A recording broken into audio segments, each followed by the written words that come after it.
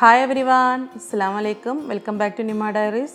ഇന്ന് ഞാൻ വന്നിട്ടുള്ളത് ഒരു നോർത്ത് ഇന്ത്യൻ സ്വീറ്റ് റെസിപ്പിയുമായിട്ടാണ് RASMALAI.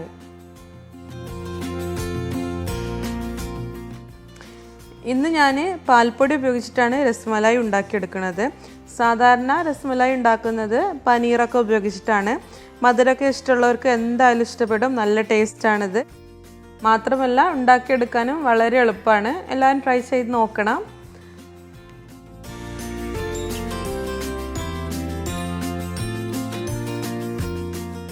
വീഡിയോയിലേക്ക് കടക്കുന്നതിന് മുമ്പ് നിങ്ങൾ ഇതുവരെ എൻ്റെ ചാനൽ സബ്സ്ക്രൈബ് ചെയ്തിട്ടില്ലെങ്കിൽ സബ്സ്ക്രൈബ് ചെയ്യാൻ മറക്കരുത്. പിന്നെ തൊട്ടടുത്തുള്ള ബെല്ലൈക്കണൂടെ പ്രസ് ചെയ്ത് ഓൾ എന്ന ഓപ്ഷൻ സെലക്ട് ചെയ്താൽ മാത്രമേ ഞാൻ പുതിയ വീഡിയോസ് അപ്ലോഡ് ചെയ്യുന്ന സമയത്ത് നിങ്ങൾക്ക് നോട്ടിഫിക്കേഷൻ വരികയുള്ളൂ. അപ്പോൾ നമുക്ക് റെസിപ്പിയിലേക്ക് കടക്കാം. RASMALAI ഉണ്ടാക്കാൻ വേണ്ടിയിട്ട് ആദ്യം നമുക്ക് പാൽ കൊണ്ടൊരു മിക്സ് ഉണ്ടാക്കിയെടുക്കണം. അതിനുവേണ്ടി ഞാനിവിടെ 3 കപ്പ് പാലാണ് എടുത്തിട്ടുള്ളത്. ഫുൾ ഫാറ്റ് പാലാണ്, വെള്ളമൊന്നും ചേർത്തിട്ടില്ല. ഇനി ഇതിലേക്ക് 1/2 കപ്പ് കണ്ടൻസ്ഡ് മിൽക്ക് ഒഴിച്ചു കൊടുക്കുകയാണ്. കണ്ടൻസ്ഡ് മിൽക്ക് ഇല്ലെങ്കിൽ 1/2 കപ്പ് പഞ്ചസാര ചേർത്ത് കൊടുത്താലും മതി.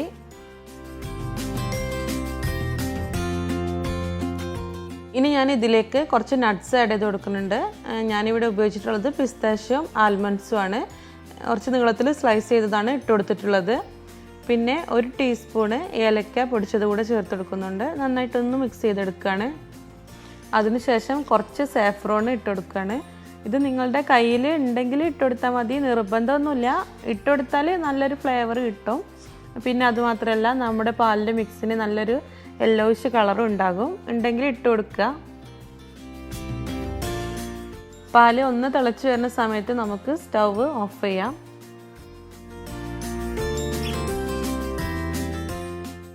അടുത്ത സ്റ്റെപ്പായിട്ട് നമുക്ക് ഇതിലേക്കുള്ള ബോൾസ് ഉണ്ടാക്കിയെടുക്കണം. അതിനുവേണ്ടി ഞാൻ 1 കപ്പ് പാൽപ്പൊടി എടുത്തിട്ടുണ്ട്.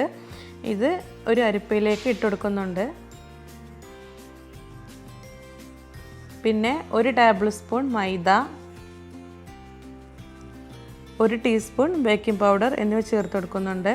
ഇതിന് നന്നായിട്ടൊന്ന് മിക്സ് ചെയ്ത് കൊടുക്കുക. അതിനുശേഷം അരിച്ചെടുക്കുക.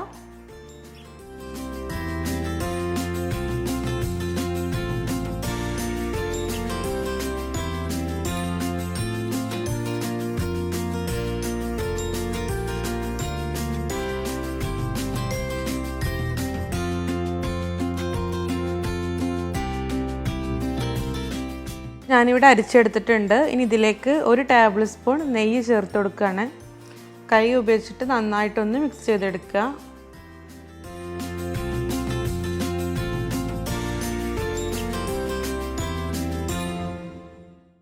ഇനി ഇതിലേക്ക് 1 കോഴിമുട്ട ഒന്ന് ബീറ്റ് ചെയ്തെടുത്തത് കുറച്ച് ചേർത്ത് കൊടുക്കുക. മൊത്തത്തിൽ ചേർത്ത് കൊടുക്കേണ്ട, ആദ്യം കുറച്ചൊന്ന് ചേർത്തിട്ട് നന്നായിട്ടൊന്ന് മിക്സ് ചെയ്തെടുക്കുക. അതിനുശേഷം ബാക്കി കൂടെ ചേർത്തിട്ട് നന്നായിട്ട് കുഴച്ചെടുക്കുകയാണ് ചെയ്യുന്നത്.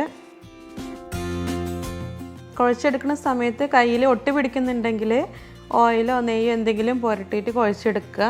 ഞാൻ എൻ്റെ കയ്യിൽ ഒട്ടി പിടിച്ച കാരണം ഇടയ്ക്കൊന്ന് നെയ്യ് പുരട്ടി കൊടുത്തിട്ടാണ് ബാക്കി കുഴച്ചെടുത്തത്.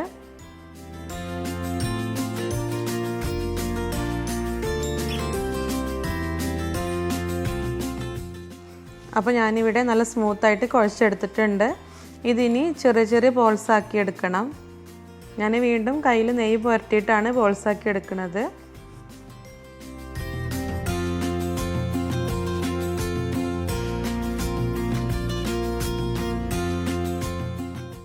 ചെറിയ ബോളാക്കി എടുത്തിട്ട് പതുക്കെ ഒന്ന് കൈ വെച്ചിട്ട് തന്നെ പ്രസ് ചെയ്ത് ഈ ഒരു ഷേപ്പിലാക്കി എടുക്കുക. ഇതുപോലെ തന്നെ ബാക്കിയുള്ളതെല്ലാം ചെറിയ ബോൾസാക്കിയിട്ട് ഈ ഒരു ഷേപ്പിലാക്കി എടുക്കുക.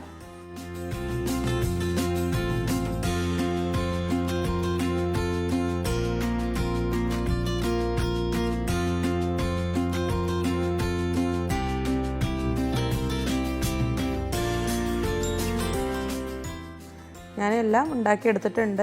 ഈ ഒരു അളവ് കൊണ്ട് ആകെ 11 എണ്ണം ഞാൻ ഉണ്ടാക്കിയിട്ടുണ്ട്. ഇനി നമ്മൾ നേരത്തെ ഉണ്ടാക്കി വെച്ചിട്ടുള്ള പാലിൻ്റെ മിക്സ് ഒന്ന് ചൂടാക്കി എടുക്കുക. ഇനി ഇതിലേക്ക് നമ്മൾ ഉണ്ടാക്കി വെച്ചിട്ടുള്ള RASMALAI ഓരോന്നായിട്ട് ഇട്ട് കൊടുക്കുക.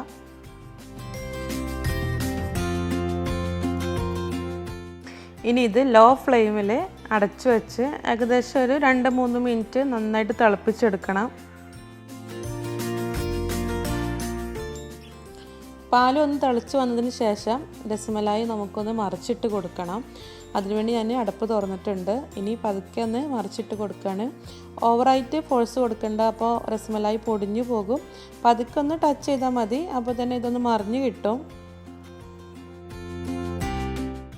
ഈ ഒരു സമയം കൊണ്ട് നമ്മുടെ രസ്മലായി നന്നായിട്ട് വീർത്ത് വന്നിട്ടുണ്ട്, നല്ല സ്പോഞ്ചി ആയിട്ട് വന്നിട്ടുണ്ട്. അതിനുശേഷം വീണ്ടും അടച്ച് വെച്ച് കുറച്ചുകൂടെ നേരം തിളപ്പിച്ചെടുക്കാം.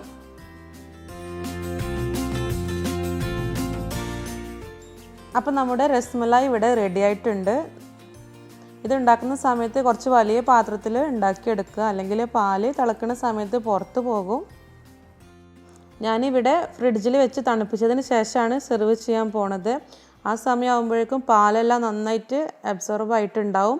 നല്ല ടേസ്റ്റാണ് ആ സമയത്ത് കഴിക്കാൻ. അപ്പോൾ എല്ലാവരും ട്രൈ ചെയ്ത് നോക്കുക.